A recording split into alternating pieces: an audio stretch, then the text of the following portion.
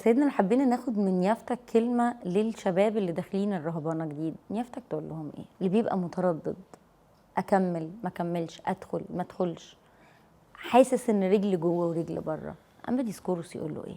هقول له على حاجة مهمة جدا على فكرة. اوعى اوعى اوعى 3 مرات هدفك يتغير. الكتاب المقدس بيقول الذي يضع يده على المحراث لا ينظر للوراء. فاللي جاي الرهبنة انا جاي لهدف واحد بس. لو ازدوج الهدف، مش عايز اقول يعني تعب الراهب. ايوه. بمعنى ايه؟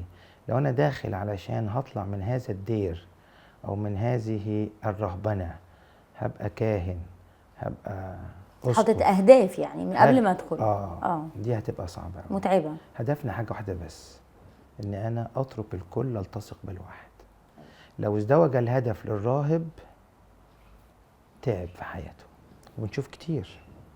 يبقى لو يجي اب من الاباء معاد الرهبنة او معاد الدور في الكهنوت شوية تأخر عنه، يبدأ يزمزق شوية، الشيطان بيلعب بيه، بيتعب وبيتعب كمان اخواته. ما هو قلت لك الهدف. الرهبان بتسيب العالم ليه؟ عشان تعيش مع ربنا. فانا جاي ليا هدف اسمه ربنا حطه قدامي. فلو ازدوج الهدف ضعف الراهب.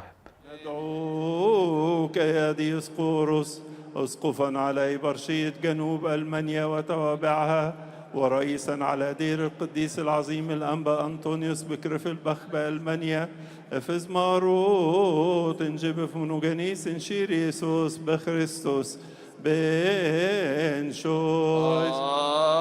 آمين. دعوناك يا ديسقورس.